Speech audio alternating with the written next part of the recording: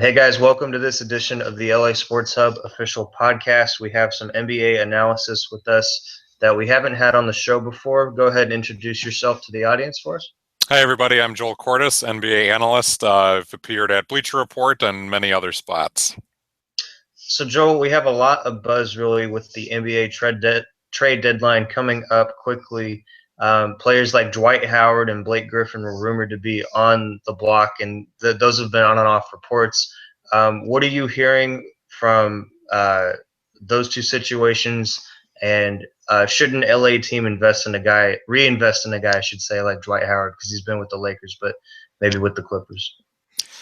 I don't think Blake Griffin is going to get moved before this deadline just because he is coming back from now two different injuries. He wouldn't be able to pass a physical if he got moved. And It just feels too early. I think the Clippers will give him a chance to get some forgiveness basically to try to make right, and they'll see where they're at. However, if they flame out in the playoffs again, it's a very good bet that Blake Griffin or at least one of their other pieces is probably going to get moved this offseason. Dwight Howard, it sure feels like all the other times he's, forced his way out of a situation. So I would not be surprised if there's a deal, even though he's going to essentially be a rental for a half season, meaning the Rockets are not going to get full price back. But, the Rockets are also on the fringe of the playoffs right now as it is. So if they miss, it's a middling year either way. You kind of just want to get the chemistry situation figured out and get something back for Howard. Other big names that might be on the move, we're hearing Al Horford from the Hawks, Jeff Teague from the Hawks. There was rumors about Utah wanting to get Teague and maybe giving up some guys.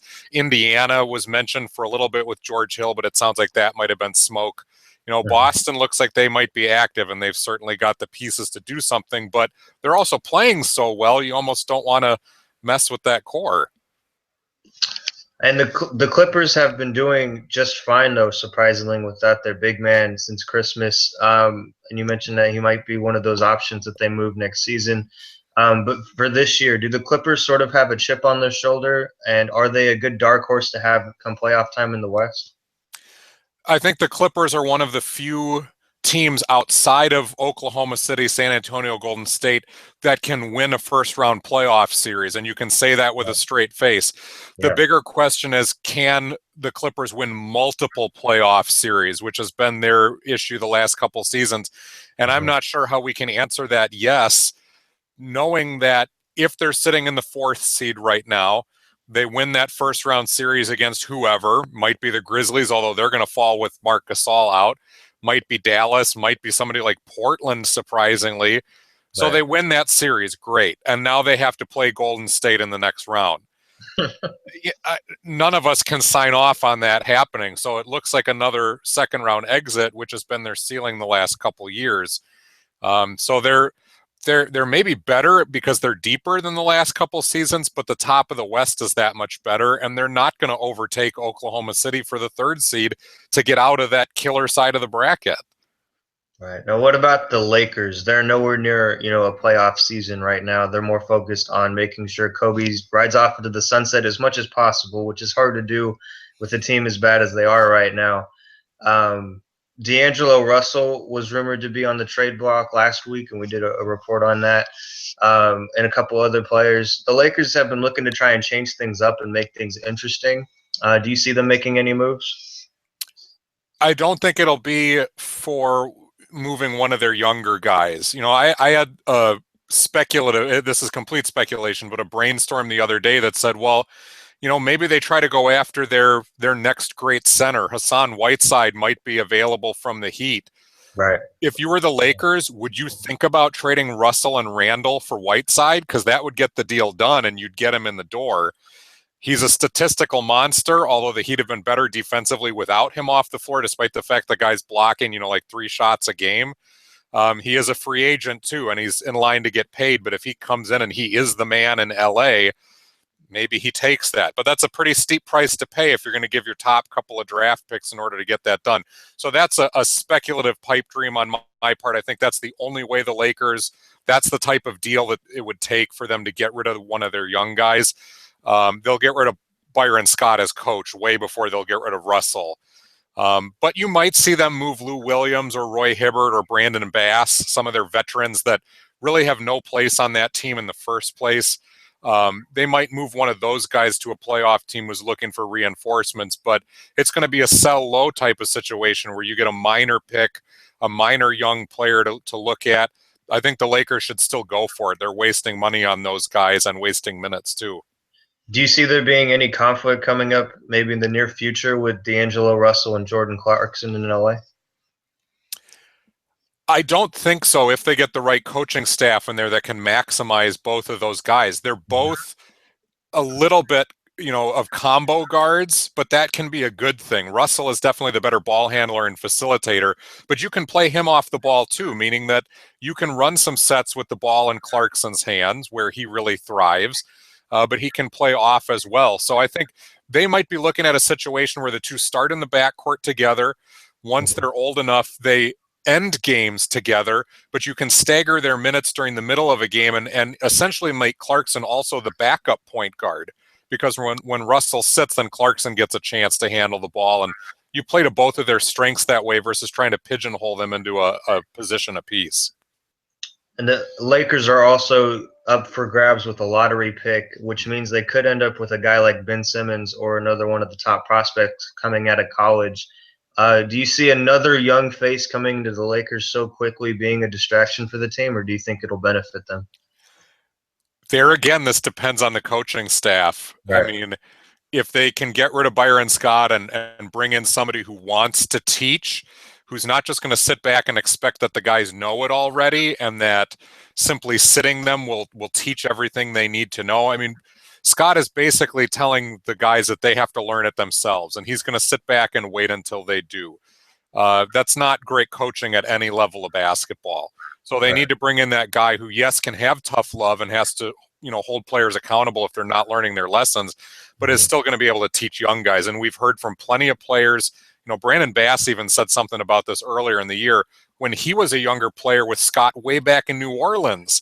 He had said how difficult it was for young guys to play under Scott. So that's the exact wrong type of coach you want with this group. If you're going to be lucky enough to bring in Ben Simmons, or one of these other guys who may not be a star, there's really not that many options in this draft, although Brandon Ingram could be. You're going to bring in another one of those core players, get the right guy to teach them, or you are wasting this moment for the rebuild. So, who would be a good head coaching candidate, in your opinion, to replace Byron Scott if he's sent off? It's not a sexy name, but I think Scott Brooks, when he was with Oklahoma City, did a fantastic job of taking young players, teaching them how to be accountable, teaching them how to be winners. Yes, you got to the point where, once the Thunder had gotten good enough, the warts showed with Brooks as a coach, the lack of offensive creativity at times. But he did a great job of teaching and of getting those guys ready. And yeah, it makes it easier when you have all-world talents like Kevin Durant and Russell Westbrook. But, I mean, Yeah. Westbrook needed a lot of work coming into the league. He needed a lot, and Brooks got those guys to follow suit. So I think that is a good name, or the type of name. Somebody like Luke Walton, if he can be pried away from the Golden State Warriors, I think he's going to have a head coaching job next year no matter what. Now, in a case like Walton, he had such a fantastic core around him in Golden State. The players were all set. Obviously, we know how good they are. You're going to want a very strong veteran group of assistants, but it really seems like Walton has the right makeup to be a head coach, and especially because he's so young himself. I mean, he's not even 40 yet. He might be able to relate with the Lakers players a lot easier. And plus, he's got that former Laker vibe that, the franchise really values as well. There's also buzz with the Lakers just with their next free agency move, and both Kevin Durant and Russell Westbrook have been in the talks with possibly going to LA eventually together. Do you think moving a guy like Scott Brooks into the head coach position is the ultimate drag for one of those guys or both of them? I don't think it would hurt. They both really like Scott Brooks. They were sad to see him go. At the same time, both of those guys are smart players, and they had to have seen that there were some limitations coming up, even if they would never say that. So the familiarity of Brooks there would help. But I think the bigger issue is, can LA present themselves as a better, bigger, quicker winner than Oklahoma City or any other options that those guys have? And I don't think even if they get Brooks and even if they bring in Ben Simmons and they have all that money, I don't think they can present themselves as that, because Durant or Westbrook or both of them are going to still look at that as a rebuild where the young guys need to come along, and they might say that's going to be a awesome team in 3 years, but I'm going to be over 30 at that point. That's not what I'm signing up for. They're better off staying in Oklahoma City if that's the choice, honestly. Do you think there's any way that the Lakers are going to fix this? Like, how long do you think it'll be until the Lakers are going to actually be attractive to free agents? Because you saw them struggle with Carmelo Anthony, LaMarcus Aldridge, and they couldn't get anybody to come.